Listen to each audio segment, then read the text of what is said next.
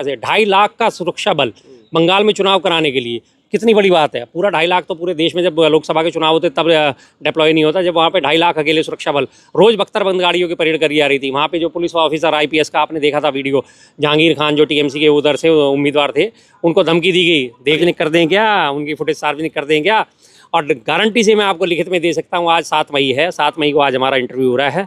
अब जब अभिषेक बनर्जी इस बात को उठाएंगे कि हाँ जी हमें CCTV फुटेज उपलब्ध कराई जाए, पहले उनकी एप्लीकेशन में टेक्निकल डिफॉल्ट निकाले जाएंगे, फिर उसके बाद वो और दुनिया भर की ड्रामेबाजी करेंगे, किसी ना किसी तरह से उनकी टाइम लिमिट 45 दिन की जो है वो निकाल दी जाएगी।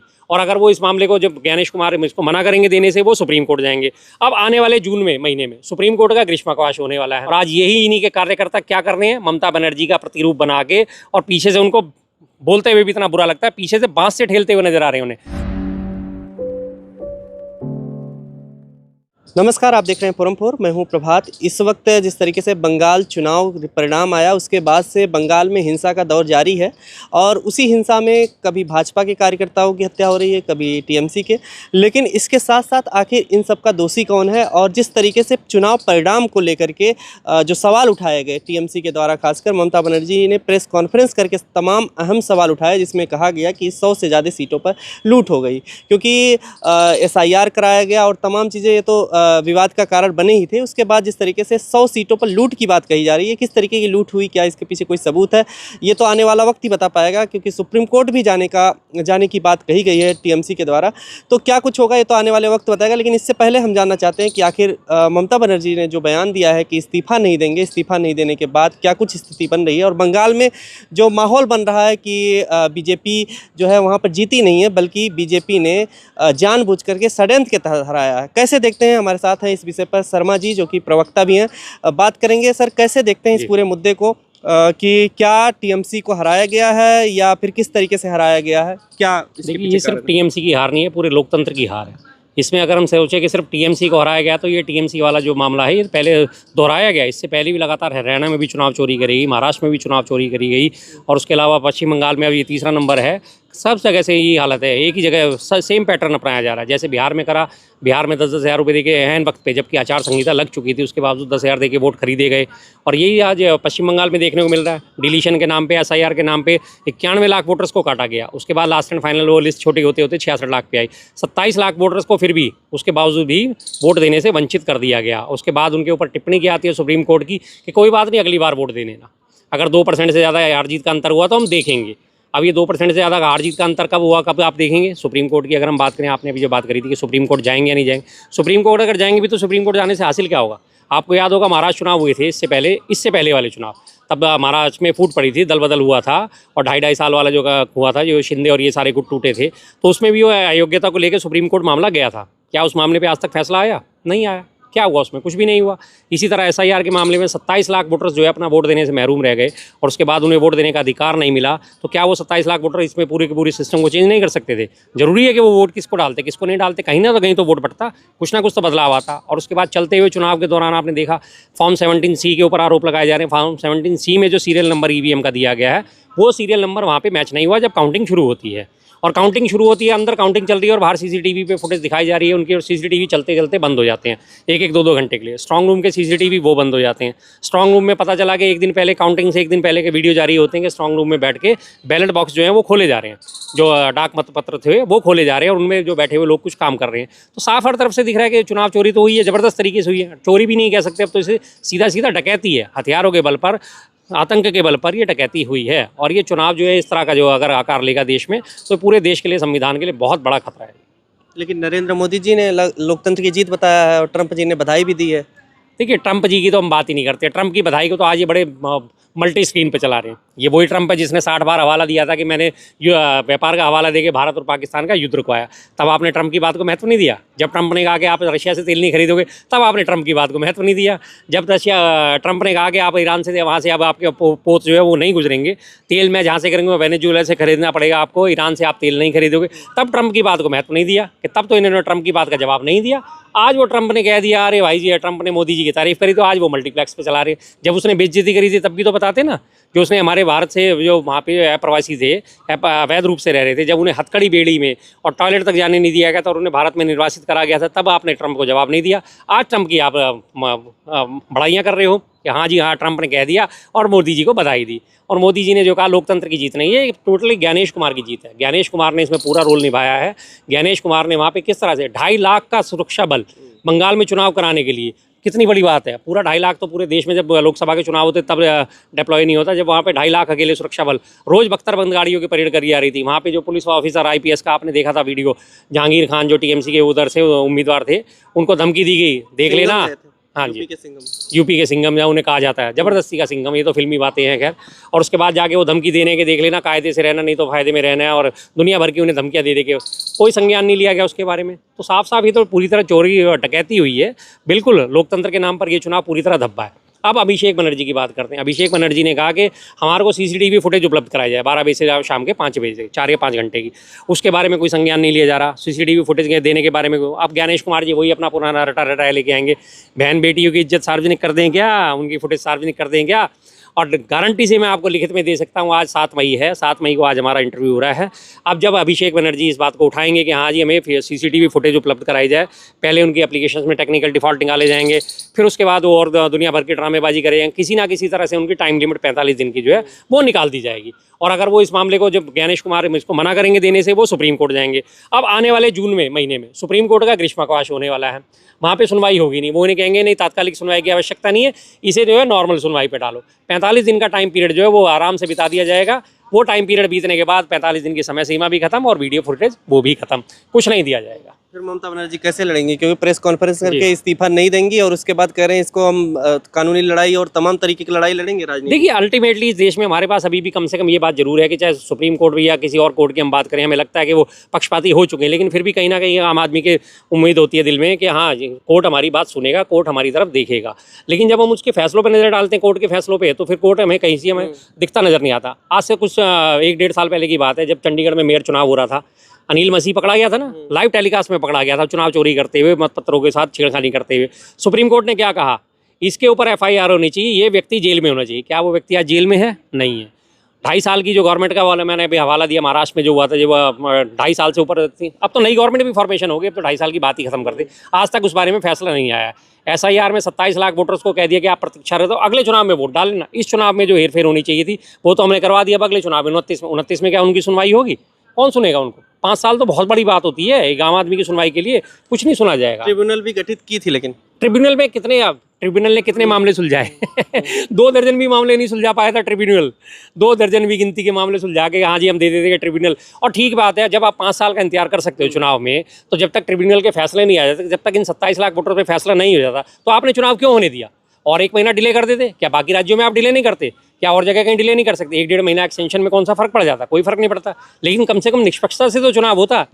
लेकिन अब जो माहौल बन रहा था, इंडिया गठबंधन के नेता जो समर्थन दे रहे थे, अब तो एक अलग ही मोड़ ले लिया है। जब से शुभेंदु अधिकारी के PA की हत्या हुई है, तब से कहा जा रहा है कि TMC में बौखला गई है और इस तरफ नहीं। देखिए ये बात अभी कही जा रही है, अभी इसकी जांच होनी बाकी है कि वास्तव में उनकी हत्या किसने करी। TMC के गुंडों ने करी, TMC के कार्यकर्ताओं ने करी, या आम गुंडों ने करी, किसने करी? कोई इसमें दो राय नहीं, कोई बड़ी बात नहीं। कल को इसमें कोई और नया पेज निकल गया है। जैसे आपको याद होगा अलीगढ़ में एक घटना हुई थी, जब अलीगढ़ के मंदिरों में लिख दिया गया था आई लव मोहम्मद, और उसके बाद हमारा तमाम तरीके से फैला दिया गया था कि मुसलमानों ने कार्रवाई करी, 8 मुसलमानों को उसमें गिरफ्तार भी कर लिया गया था। याद होगा आपको सबको घटना ये। और उसके बाद वो पता चला, जब जांच हुई, CCTV फुटेज निकली, सब टोटल डिटेल निकली, तो पता चला वहीं के जो 3 हिंदू थे, उन 3 हिंदुओं ने वो आई लव मोहम्मद लिखा था।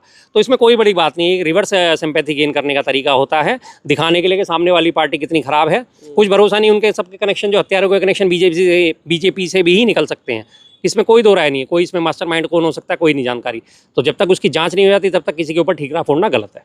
क्या कारण है आखिर ये जो हिंसा का दौर जारी है, क्या इससे हासिल होने वाला है? क्योंकि जब से काउंटिंग सेंटर पर कह रहे थे ममता बनर्जी, उनके साथ भी मारपीट की गई, उसके बाद से ये सिलसिला चालू हो गया। उनके बाद से ये सिलसिला चालू हो गया। और वहाँ पे जो अति उत्साह में आके जो आज बीजेपी के, जिनको कहा गया था कि हम शांति प्रिय हैं, हम बंगाल में हिंसक घटनाएं नहीं होने देंगे, और आज वही बीजेपी वाले पूरे बंगाल को जलाए बैठे हैं। जगह जगह गली मोहल्ले में जो है बुलडोजर चलाए जा रहे हैं। और बुलडोजर कितने? आम आदमी द्वारा। आम आदमी बुलडोजर लेके आ रहा है और अपने विपक्षियों का, जिनसे उनका बैर है, उनके घरों पे, उनके प्रतिष्ठानों पे, उनकी दुकानों पे बुलडोजर चला रहा है। शासन प्रशासन नहीं चला रहा, आम आदमी बुलडोजर लेके पहुंच गया। आगजनी की घटनाएं हो रही हैं। यही महिला शक्ति की बात करती थी, नारी वंदन की बात करती थी बीजेपी की, और आज यही इन्हीं के कार्यकर्ता क्या कर रहे हैं? ममता बनर्जी का प्रतिरूप बना के, और पीछे से उनको बोलते हुए भी इतना बुरा लगता है, पीछे से बांस से ठेलते हुए नजर आ रहे हैं उन्हें। और एक जगह मोदी का मुखौटा लगा के व्यक्ति जो है वो उनको ममता बनर्जी का प्रतिरूप बना के उनको गले में रस्सी डाल के वो उन्हें खींचता हुआ नजर आ रहा है। आज ये नारी शक्ति बंधन बांग्लादेश भेज रहे हैं घुसपैठियों की बांग्लादेश भेज रहे हैं, बांग्लादेश भेज रहे हैं। बांग्लादेश की घुसपैठियों को रोकने का काम राज्य सरकार का है या केंद्र सरकार का?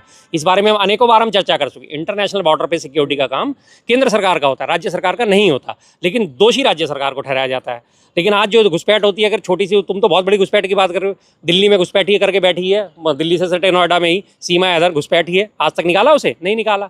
जब अमित शाह जी से पूछा जाता है भाई कितने घुसपैठिए आपने बाहर निकाले, क्या करना है आपको, क्यों जानना है आपको, उनके जवाब ये होते हैं। घुसपैठ के नाम पे एक वो हवा जिसे कहते थे ना, आप भी ने अपनी सुना होगा, बचपन में सबने सब सुनते हैं, माँ बाप बच्चे को डराने के लिए, बेटा ये खा ले नहीं तो हवा आ जाएगा, बेटा पढ़ ले नहीं तो हवा आ जाएगा। तो ये बस वो हवा दिखाने वाली बात है कि हाँ जी हवा आ जाएगा और वो घुसपैठी आ जाएंगे, आज आपको सब कुछ खत्म करके चले जाएंगे। लेकिन ऐसा वास्तव में कुछ है नहीं। सरकार बनाने की तैयारियां जो बीजेपी कर रही है, सरकार बनाएगी क्या? एक सवाल ये लोगों के दिमाग में है कि आखिर सरकार बना पाएगी कि इस हालात में?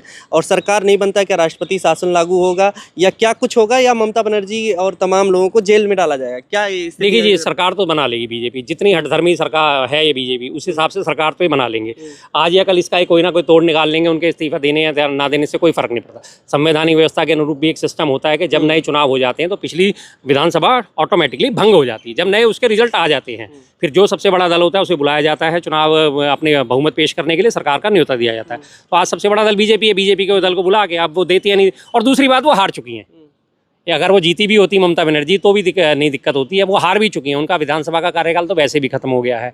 तो सिर्फ एक ही बात कहनी है, लेकिन इसके बाद ये कि कम से कम इंडिया गठबंधन में जो है आज उनके सुर जो है बदले हुए नजर आ रहे हैं कि हाँ इंडिया गठबंधन ही है जो इनसे लड़ाई कर सकता था। कई बार मैं इस पर आलोचना भी करूँगा इस बारे में ममता बनर्जी की, उन्होंने कई बार जो है बीजेपी का साथ दिया था। बहुत महत्वपूर्ण बिल थे, लोकसभा में आने थे, लोकसभा में राज्यसभा में उन्होंने अपने सांसदों को अनुपस्थित होने का फरमान जारी कर दिया, अनुपस्थित हो जाए ताकि बीजेपी को परोक्ष रूप से फायदा पहुंच सके। उस वक्त इनकी दोनों के आपस में जो राहुल गांधी जी ने कहा था ना कि बीजेपी बंगाल में कभी नहीं आ सकती, लेकिन ममता बनर्जी बीजेपी को बंगाल में आने का रास्ता साफ कर रही हैं और यही चीज़ आज सबके सामने आ चुकी है।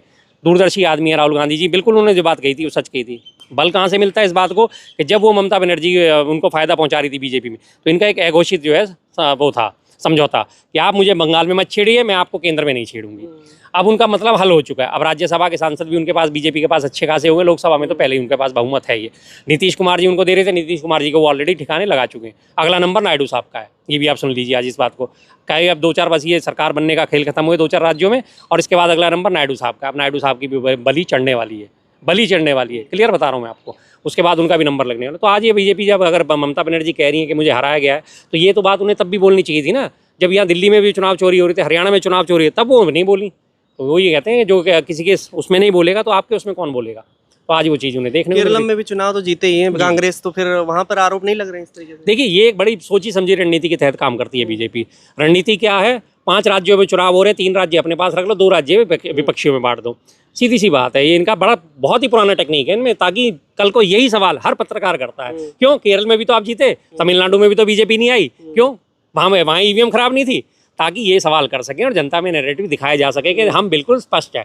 अब इनको कोई चिंता नहीं है, अब इन्होंने बंगाल कब्जा लिया, तमिलनाडु अभी हंग है बिल्कुल, उसमें कुछ नहीं कह सकते तमिलनाडु में क्या होने वाला है।